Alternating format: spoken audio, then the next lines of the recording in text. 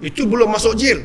Ketika masuk penjara, dia kata Alhamdulillah, dalam penjara lagi banyak aku membaca. 2 tahun 4 bulan, dia baca bab falsafah, dia baca bab sejarah, dia baca bab Quran, hadis-hadis, cerita-cerita tasawuf.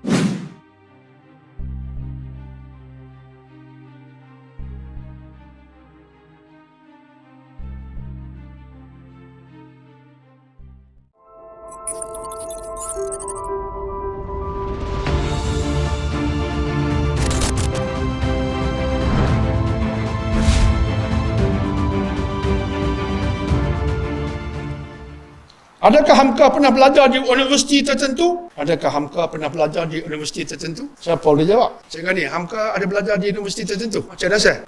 Ni soalan kebat. Cikgu, Hamka belajar universiti mana? Siapa tahu nak bagi kopi ko 3? Dia Kabipah?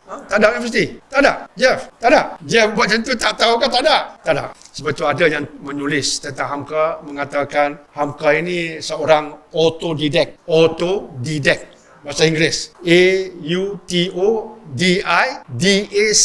in English. Autodidact. Dalam bahasa kamus Melayu tak ada. Tapi kamus Indonesia ada. KKBI, Kamus Besar Indonesia, ada. Dia panggil autodidact. Dalam kamus Indonesia, autodidact dalam bahasa Inggeris diterjemahkan dalam bahasa Indon sebagai autodidact. Autodidact ini ialah seorang yang menjadi pakar tanpa guru. Seorang yang menjadi pakar tanpa guru. On his or her own. Dengan sendiri dia belajar, dia baca. Ya, self-taught. Self-taught scholar. Self-taught scholar. Autodidact. Tapi bila orang tulis begitu, saya komen sedikit. Saya kata, sepanjang saya tahu, Hamka kalau kita mengatakan dia tak pernah belajar secara rasmi di mana-mana tempat pengajian tinggi, itu betul. Di sekolah pengajian tinggi tidak pernah, benar. Tidak pernah masuk mana-mana kolej, itu benar. Dan memang sah, tidak pernah memasuki mana-mana universiti, itu betul. Cuma masuk sekolah biasa masa dia berumur 7 tahun.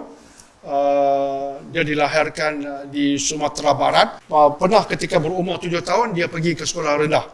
Kemudian tak selesai pun sekolah rendah, bapa dia buat sekolah style. Bapa dia guru, orang yang dipanggil reformis di Sumatera, di Minangkabau terutamanya.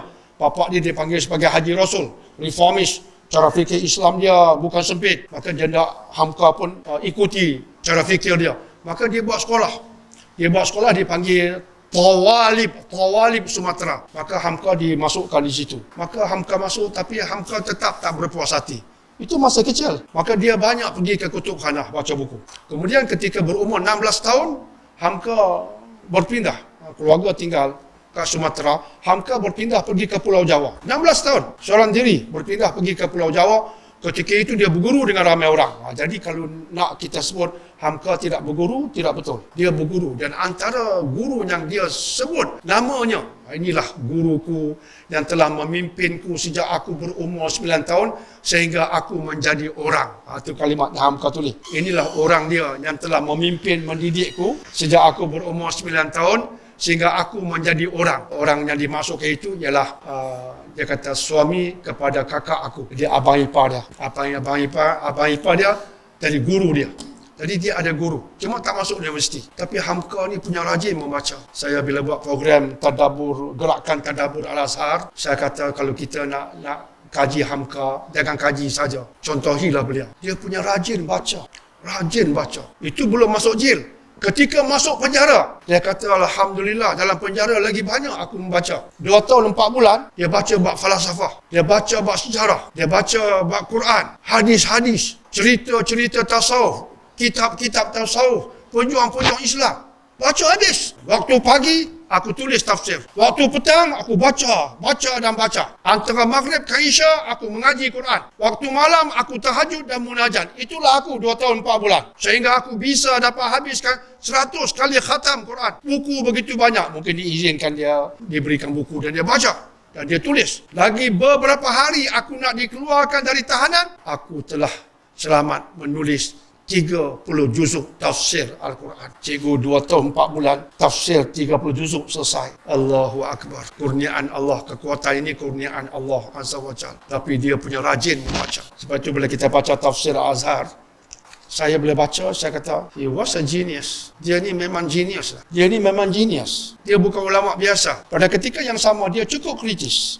Pandangan ulama dia hormat, tapi tak semestinya dia terima pakai. Dia kritis. Ulama bincang panjang. Adam turun kat mana? Dia tulis semua pandangan ulama. Di ujung dia kata, ini semua cerita bagus untuk khayal. Loh, ulama tu kata begitu, ulama dia kata begini, ulama dia kata begini. Kita pun kata, oi, bagus. Dia sebut, dia lapor kalam-kalam ulama. Tak ujung dia rumus. Semua cerita bagus untuk khayal. Loh, saya tulis bukan tanda saya percaya. Cuma nak beritahu dalam kitab tafsir ada ditulis. Tapi cerita khayal.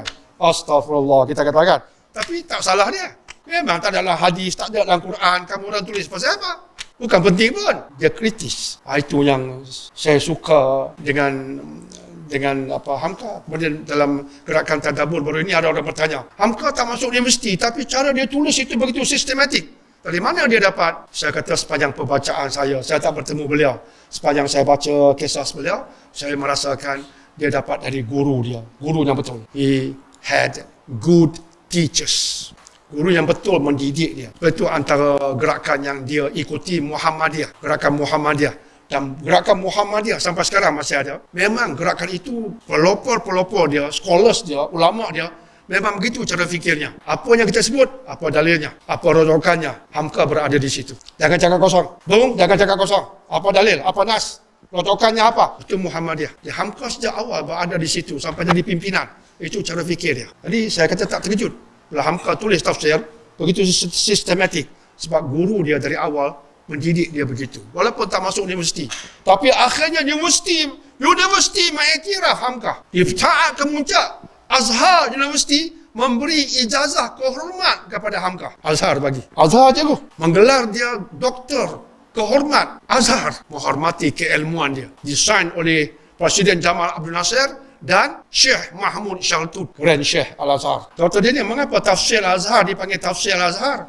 Padahal dia bukan diterbitkan oleh Universiti Al-Azhar. Tafsir Al-Azhar terkeluar ada kulit.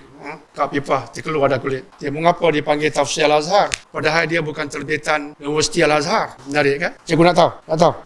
Hamka pada tahun 1956 pertama kali bina rumah di Kebayoran Baru. Lusianti mana itu? Jakarta. Di Kebayoran Baru. 1956 dia buat rumah di Kebayoran Baru. Kata Hamka, depan rumah saya itu tanahnya lapang. Depan rumah saya tanahnya lapang. Maka saya bincang nak bina masjid di situ. Tapi ketika dipersetujui untuk bina masjid, proses membinanya bermula, saya dijemput untuk pergi Pakistan oleh Punjab University. Ini orang tak masuk maktab, tak masuk universiti, dunia mengiktiraf. Saya dijemput pergi ke Punjab University, ada program Islami. Ketika berada di sana, Mesir dapat tahu saya ada di Pakistan. Mesir, Muktamar Islami. Setiausaha Agungnya Anwar Sadat, kemudian jadi presiden.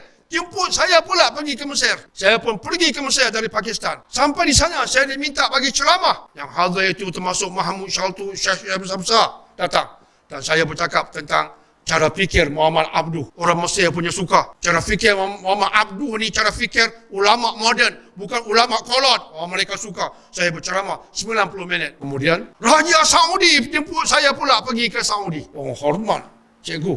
Ketika di Saudi itulah Mesir berikan kawat artinya kenyataan nak berikan saya doktor kehormat oleh Al-Azhar, menghormati keilmuan saya. Saya bersyukur pada Allah. Saya pun balik ke Indonesia. Ketika balik ke Indonesia, masjid depan rumah sudah siap.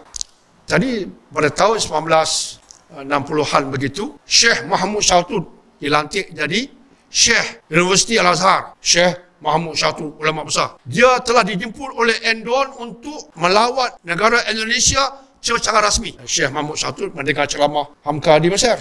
Maka Syekh Mahmud Shaltut datang Indonesia buat lawatan. Tapi dia tetapkan antara tempat yang Syekh Mahmud Shaltut nak pergi, masjid depan rumah Hamka. Maka Syekh Mahmud Shaltut pun datang dan terus dia buat ucapan. Dia kata antara ucapannya, saya mengisytiharkan masjid ini bernama Masjid Al-Azhar. Semoga Masjid Al-Azhar di Jakarta ini menjadi Al-Azhar di sini. Sebagaimana Al-Azhar wujud di Kahirah. Maka kata Hamka, terkenallah selepas itu masjid depan rumah saya itu sebagai Masjid Agung Al-Azhar.